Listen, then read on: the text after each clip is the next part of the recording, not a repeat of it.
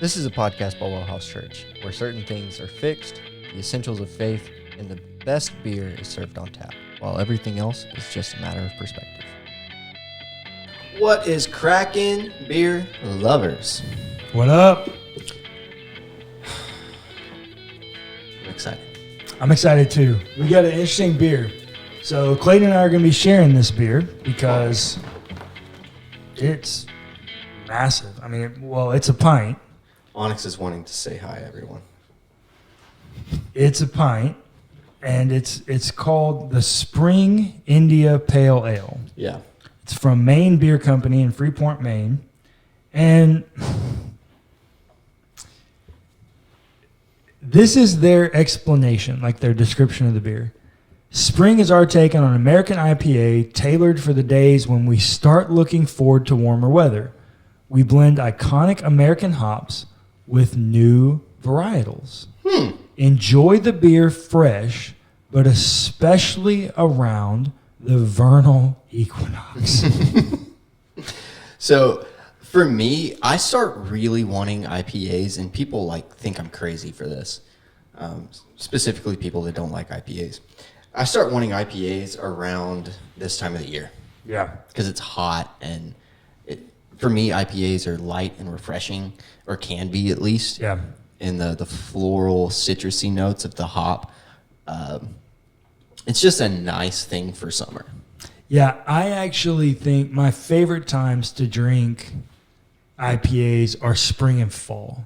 I actually don't like drinking them when it's so hot, just because I feel like I'm always sweating. Yeah. And I want to consume more liquid. And so I don't value them as much. Like I'm just pounding them back, and then I've got to switch to water, and it's a whole thing. And so for me, I like it in the spring and the fall when it's not quite as hot. Yeah, so last month... I'm going to go ahead and open this while we're talking. Yeah, so last month we went to Buffalo Brewing. Ooh. We went to Buffalo Brewing to celebrate one of my buddy's birthdays, and they have a hemp seed IPA. Oh. And let me tell you, it was fantastic. I believe that. And when it came out, it was really cold. And it had that hemp flavor to it. Yeah. But it also complemented the hops really well too. And it was just a nice, refreshing kind of beer. Yeah. Can I see this bottle? Mm-hmm. What's the ABV on it, did you say? 7.6, I think. 6.5. 6.5. It was bottled on my birthday. It was bottled on my birthday, March 23rd, 2021. Wow. That's so funny. At That is 7:55. That's so funny. Let's see, what was I doing on my birthday? At 7:55 on my birthday, I was at Axelrad drinking beer. Nice. That's so funny. That is funny. Cool. All right, Maine Beer Company. Oh, for them, it would have been 9 o'clock here. At 7:55? Mm-hmm. No. Yeah, because Maine, no, I'm sorry. It would have been 6:55. So I wasn't. Yes. I was on my way to go start drinking. Yeah, it would have been 6:55. Yeah, 6:55. Sorry. Our time. Yeah. Anyways, All right. Well, it's got a great color. it does have a great color. I really like. It's nice and golden. I don't know. It had a massive amount of head and carbonation. Ooh, put your nose in it. I get some rose petals off of that. I definitely get the rose. Wow. I like it. Cheers. Cheers. It smells really good.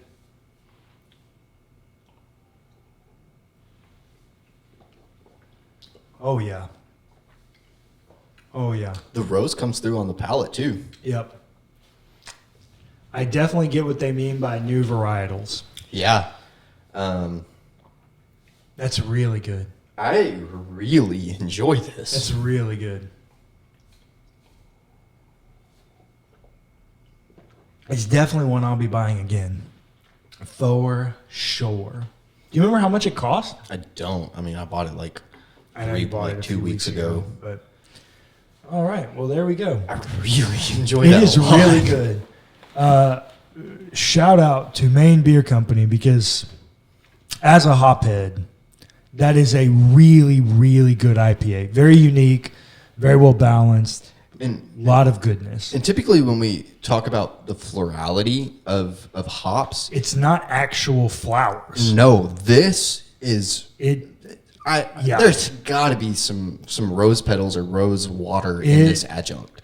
Right? Like, It genuinely tastes like my glass is wrapped in like flowers. yeah, so like the first thing I get on the nose behind the hops is rose.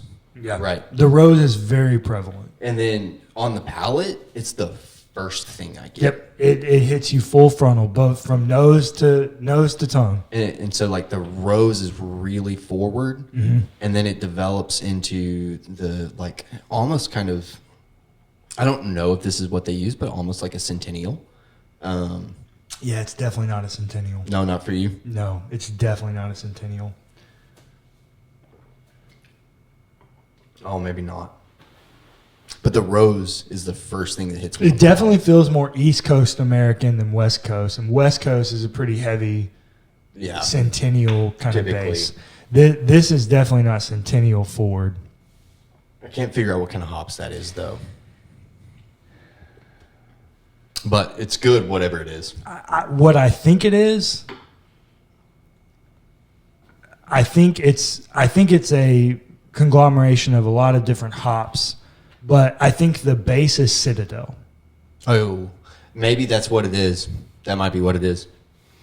Anyways, really good job, y'all. Yep, very good.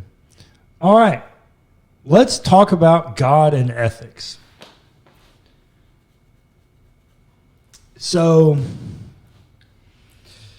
growing up, and I don't think I knew this when I was growing up, but as I look back on my growing up and life of faith, what I saw from people was faith and spirituality was some academic assent for knowledge that was void of ethic, other than I'm not going to do the big sins.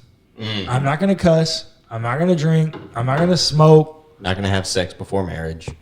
And I'm not going to chew. And I'm not going to run with girls who do. Like, if you did all those things and you went to church on Sunday, you checked your box as being a good Christian. Here's the problem with that. And I'm not saying it never happened. I don't remember hearing any sermons commissioning me to care for the widow. I don't remember any sermons commissioning me to care for the poor, to care for the immigrant, to take care of the vulnerable. I don't remember many sermons commissioning me to kindness. Yeah. I remember a whole lot of sermons telling me that I was a terrible person, tainted by sin, and needed to rid my life of sin. So justice has been largely left out of evangelicalism, which is a problem. It is. It's a huge problem because that seemed to be a big thing for Jesus.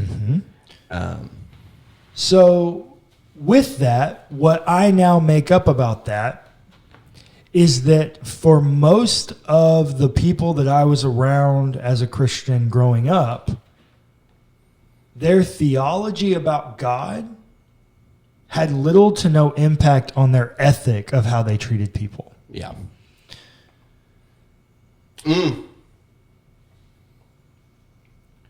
You say how they thought about God had little to no impact on how they treated people. I might disagree. Oh, yeah. I was headed there. Go ahead. Okay. I would say that it did, but it gave them a big head in how they treated people. Yes. I'm better than you because I don't do those things. Yeah. So that may be a piece of it. That's not exactly where I was going. But what I was going to say is it appears that what they make up about God is disconnected from their ethic. But actually, here's what I think it really tells. I don't think your theology and your ethic can be disconnected. Oh, they absolutely cannot be. I think that your ethic just tells a whole lot about what you actually think about God. Yeah. Absolutely. Yeah. I'm trying to think about a way to say this in a way that's not. Well, here's a good way to do it. We're told time and time and time again throughout the New Testament, do not gossip. I have never met gossipers like Christians. I have never. But you rarely hear it talked about because what I've made up about God is that God himself has a hierarchy because I have a hierarchy.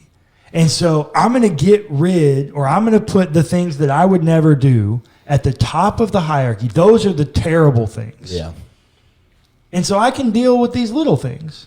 I have never seen somebody gossip more than Southern Baptists on the Sunday morning before and after church. Yeah, I don't know if it's a Southern Baptist thing or if it's just an evangelical thing. It might just be an evangelical because it happens in the AG tradition too. Oh, I guess that's true. I just haven't spent enough time in the AG tradition to know. I spent quite a bit. Yeah. But it just blows my mind in the way that people say things. And here's where it really is telling. When your theology and your ethic are disconnected or seemingly disconnected. As I said earlier, I actually don't think they can be disconnected and that your ethic really tells us what you actually think about God. Yeah. We've talked about it several times on a lot of different podcasts, but we've been in situations where people were asked to leave a church gathering. Or something was said to them that they did leave. That's because you really don't believe the gospel's for everyone. Yeah. Or you do believe the gospel's for everyone, but they're only welcome here when they begin to look like you and what makes you feel comfortable. Yeah. So that means that you actually have a flawed view of grace. Yeah. And therefore love. Yeah. So each and every one of these situations, everything about our ethic is somehow tied up in how we view God and the theology that comes with it. The problem is, I don't think we realize that. I genuinely do not think we realize how our theology impacts our ethic. And if you have a very high view of theology, your ethic must reflect that. If you have a very low theology, your ethic trumps your theology. So you get what I'm saying here. One, they're always going to be connected. And so if you have high theology, your ethic is going to meet your theology. If you have low theology, then your ethic is going to trump theology. So I have a low theology of grace. And so I can ask somebody to leave church. Yeah. Because they made me uncomfortable. I see what you mean. Or I have a high theology of marriage and grace. And so my spouse is cheating on me and I can't leave. Yeah. Your ethic is always going to measure up to your level of theology. So I'm probably going to get crucified for saying this in certain communities. Okay. I'm going to say it anyways. Okay. Disclaimer, those communities that would crucify you would probably just crucify you because you're drinking a beer. No, incorrect. Oh, what? Okay, I don't know what community you're talking about. So I have already experienced some pushback in this area. Okay. I think that there were some other things happening when this happened. Okay. But me being Christian, me being on staff at a church, and also being a social work student, I fully believe that, and believe what Paul said about do everything you do for Christ. Mm-hmm. And so whenever I think about social work and I think about social working, Mm-hmm. I try to think about it from the viewpoint of Jesus. Mm. And because whenever I look at Jesus, I see the National Association's Code of Ethics, the NASW, National Association of Social Workers, Code of Ethics, in a way, right? Like loosely. And when I look at that, when I took my ethics class, I could not stop thinking about how Jesus cared about equity, social justice, service, right? And all the other things that come, I'm not going to list. Yeah. But like all the things that come with the core values of social work. Yeah. And so whenever I saw that connection, I started talking about it. Mm. And I got a lot of pushback from that man. Mm. Because like, and one thing is like equity of religion in social work. Mm-hmm. And whenever I started trying to make that connection, there was a group of people Mm-hmm. that were like, maybe you shouldn't be talking about that. I'm like, but that's my perspective. Yeah. Right. And so with that being said, that is just a real life example of what you were talking about. Well, I've got one too. You were there for this, actually, I think. I was at a church and I was preaching. I did 2 weeks on justice. Oh, yeah. Oh. And in one of the sermons, I used a text that commissioned us to care for the widow and the orphan. Mm-hmm. And the vulnerable, marginalized people. I evaluated the word mishpat, which is justice in Hebrew, and even tzedakah, which is righteousness, and then that kind of transliterates over into diakasune in Greek, and it's the whole run the whole gambit of justice and righteousness and being in right relationship with people Through the narrative of Old and New Testament. Yep. And I used the example that there was injustice in the world and that I could prove it because it was unjust that minimum wage was $7.25 or $7.50. Yeah, I'm listening. I'm going to grab a napkin. Here's why it's unjust. If you work full time at 40 hours a week, which is full time for America, at $7.25 an hour, 52 weeks a year, do you know how much money you make before taxes? How much? $15,080. Yeah. You make just enough money that you fall into the lowest federal income tax bracket. So they get their share. You have no health care. Yep. And you haven't done anything yet. Nope. So let's do the math here. So while you're doing the math, the minimum wage was set in the, 1960s? I've learned this in a policy class. The minimum wage was set in like the 1960s for the minimum wage, which was $7.25. And it has not moved. It has not moved, even with inflation. Minimum wage has not moved, at least in Texas. After taxes, and this assumes you don't live in a state where you have state income taxes. Yeah. Do you know how much money you bring home? It's very little. Per month, you bring home about $1,100 a month. Yeah. Who can live on that? Very few people.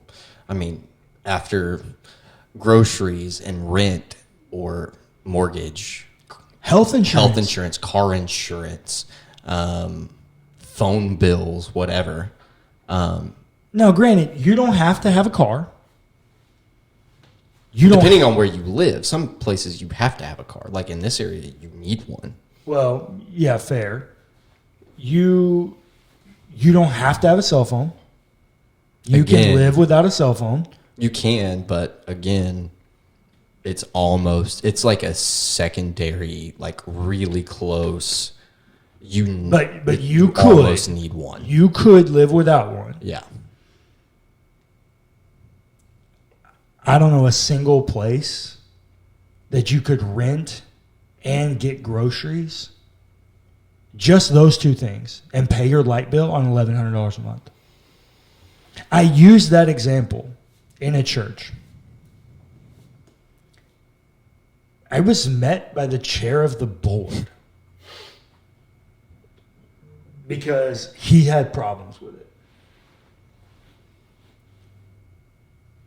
Our theology is disconnected from our ethic in many ways.